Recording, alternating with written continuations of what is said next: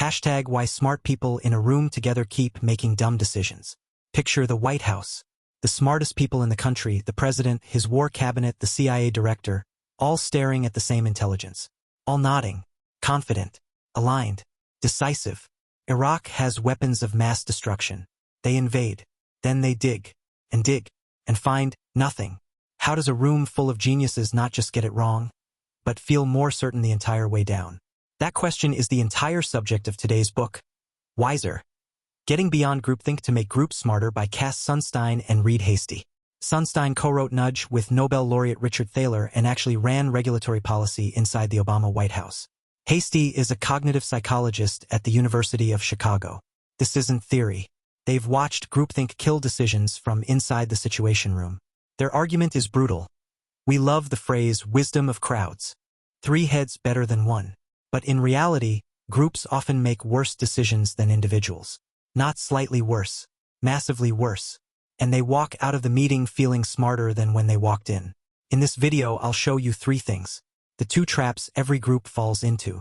What great leaders actually do differently. And the 1 process shift that turns a mediocre team into a smart one. Let's go. Trap 1. The herd. Imagine a meeting. 7 people around a table. The first person speaks. Guess what happens next? Everyone after them tilts toward whatever they just heard. That's the herd effect. It happens for 3 painfully human reasons. 1. The first speaker is often the boss. Nobody wants to be the person who publicly disagrees with the person signing their paycheck. So they nod. They build on.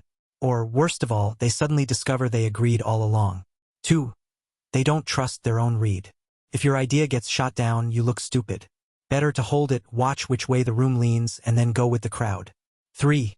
The later you speak, the harder it gets. Once the room starts leaning one direction, being the single voice saying, wait, actually, feels socially insane. Most people just stay quiet.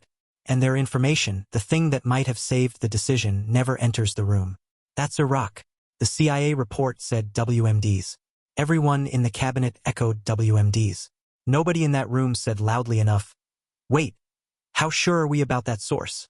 The shared information got amplified. The dissenting information got buried. The result? One of the most expensive foreign policy mistakes in modern American history. There's a milder version of this in every team meeting on Earth. The common knowledge effect. Groups talk about what everyone already knows. The rare, valuable information, the fact only one person has, never surfaces. Because the person holding it isn't sure it matters, and no one asks them. So how do you break the herd? Sunstein gives 2 moves. Move 1. Change the speaking order. Randomize it. Or better, junior people speak first, senior people speak last. A senior person can push back on a junior colleague without cost. A junior person can never push back on a senior colleague without cost. Move 2. Kill the sequential meeting. Jeff Bezos famously runs Amazon meetings this way. Everyone writes a memo beforehand. Everyone reads all the memos silently in the room for 20 minutes. Then you discuss. You never get the whoever spoke first wins dynamic because everyone already knows what everyone thinks in writing. Written first. Read silently. Then discussed. That's a completely different meeting from the one you'll sit in tomorrow. Trap 2. The stampede toward the extreme. Here's an even weirder finding. When a group of like-minded people discusses something, they don't converge toward the sensible middle. They drift further toward the extreme they already lean toward. Sunstein ran the experiment. 2 groups. One from a progressive part of America, one from a conservative part. Same topics. Climate change, affirmative action. Before the discussion, people had a range of opinions, some strong, some soft. After 20 minutes of discussion, the progressive group came out more progressive. The conservative group came out more conservative. And not just the group average, every individual had moved further out than where they started. That's group polarization. Once you know the name, you'll see it everywhere. Political parties, board meetings, investment committees, your family group chat. Real example. A company holds a budget meeting. Some managers walk in thinking sales will grow 5%. A few optimists say 10%. After an hour of pumped-up discussion, they walk out committing to 20% growth. Next year explodes in their face. Why? Same social pressures. In a room full of people who already agree with you, disagreeing feels harder, not easier. And when your view gets echoed back, your confidence spikes. So you say it more strongly, which raises everyone else's confidence, which makes them say it more strongly. It's a feedback loop with no break. If the starting direction was right, polarization gets you to the right answer faster. But if the starting direction was wrong, you're just running off a cliff together at high speed. So how do you install the brake? The single most effective tool in the book is one JFK actually used: the devil's advocate. October 1962. Soviet nuclear missiles in Cuba. Kennedy's cabinet leans toward bombing them. Airstrike, invasion, done.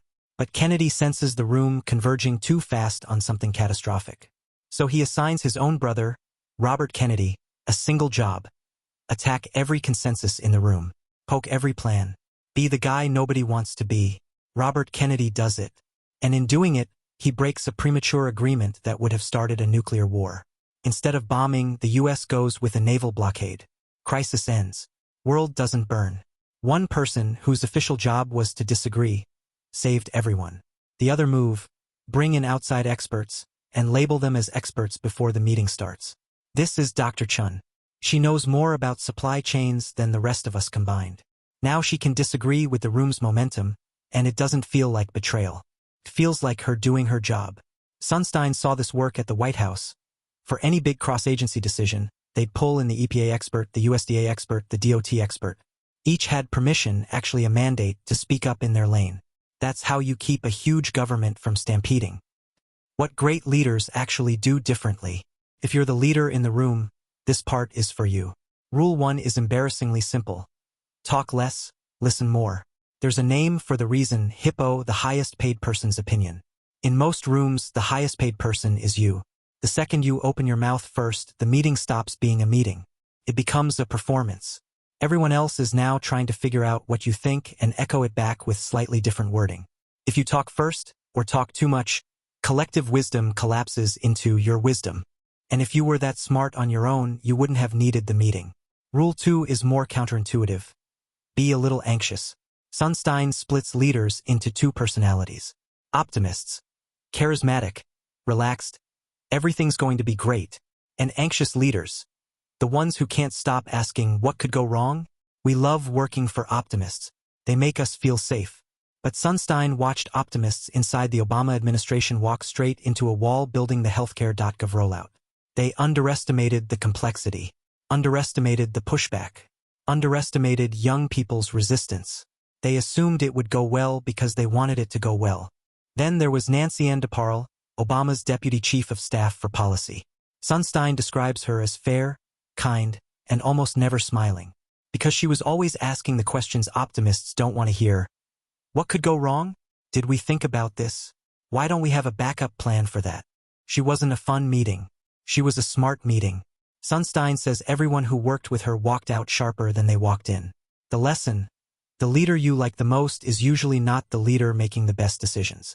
A leader with a slight edge of paranoia forces the whole team to surface hidden risks, which forces everyone to share what they actually know. Fun leaders build morale. Anxious leaders build survivable strategy. You want both, but if you have to pick which one runs the meeting, pick the one asking hard questions. The process fix: 2 meetings, not 1. Here's the single biggest fix in the entire book. Most meetings fail because they try to do 2 completely different jobs at the same time. Job 1, generate options. Wide open, creative, explore. Job 2, decide. Narrow, rigorous, choose. These 2 jobs need opposite atmospheres. Smash them together and you get bad results in both directions. Someone throws out a wild idea and immediately gets shot down by someone in decision mode. So the wild ideas stop coming. The room settles on a mediocre answer because the good options never got said out loud. Sunstein's fix: split them into 2 separate meetings. Meeting 1, the divergent session. The goal is to produce a long list of possible answers. In this meeting, you want diverse people, different backgrounds, specialties, opinions, a clear problem statement, clear evaluation criteria, and permission to say the weird thing. Without the problem statement and criteria, brainstorming is just a seance. With them, wild ideas stay relevant while still being wild. Example from the book: designing a clean energy policy. You bring in EPA policy people, environmental NGOs, clean energy startups, and the old coal executives all in the same room. But you tell everyone up front, We're optimizing for two things: lower cost, lower emissions. Now the NGOs can't propose zero-cost fantasies. The coal execs can't ignore emissions. The constraints keep the wild thinking useful. Meeting 2. The convergence session. Now you're choosing. This is a different room, a different tone, and often different people. Here you want rigorous criteria, cost-benefit analysis, and anonymous voting so the loudest voice doesn't drag the room again. The cost-benefit piece is worth pausing on. Ronald Reagan installed this as a rule for the entire U.S. federal government in the 1980s. Any new regulation had to pass two tests. Benefits must exceed costs, and net benefit must be maximized. Even if the proposal works, is there a better alternative? That rule quietly governed American regulatory policy for over 30 years. It sounds obvious. It isn't. Most organizations propose solutions without ever calculating whether the solution is worth what it costs. Sunstein tells the story. Imagine a food poisoning outbreak. The instinct is to add regulation. But which one? A senior official once pushed back. You can't put a price on a human life. Sunstein's answer was cold and clean. No government has infinite money. If a statistical American life is valued at around $9 million, and a food rule has a 1 in 100,000 chance of preventing one death, then the cost per American to implement it shouldn't exceed about $90. Anything higher and the rule is unworkable. It won't get implemented. It's just a good intention with a press release. A solution that can't be implemented isn't a solution. It's wishful thinking with a policy paper attached. Putting it together. The reason smart people in rooms make dumb decisions isn't that they're not smart. It's that the room is designed wrong. First speaker sets the tone. Nobody wants to look stupid. Confidence gets rewarded, doubt gets punished. And by the time the meeting ends, everyone's certainty has gone up while their information has gone down. The fix isn't magic. It's process. Change the speaking order. Junior first, senior last. Have people write before they talk, so the herd never gets started. Appoint someone whose job is to disagree. JFK's brother saved the world doing exactly this. As the leader, shut up. Ask what could go wrong. Be Nancy and DeParle, not the fun boss.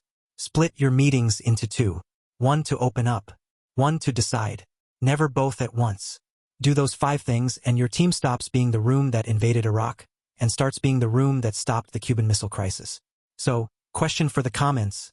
Think of the last really bad group decision you were part of. Was it the herd, or was it polarization? Or both? Drop it below. I actually read them. If this was useful, hit like and subscribe. Share it with the person who runs the worst meeting in your life. I'll see you in the next one.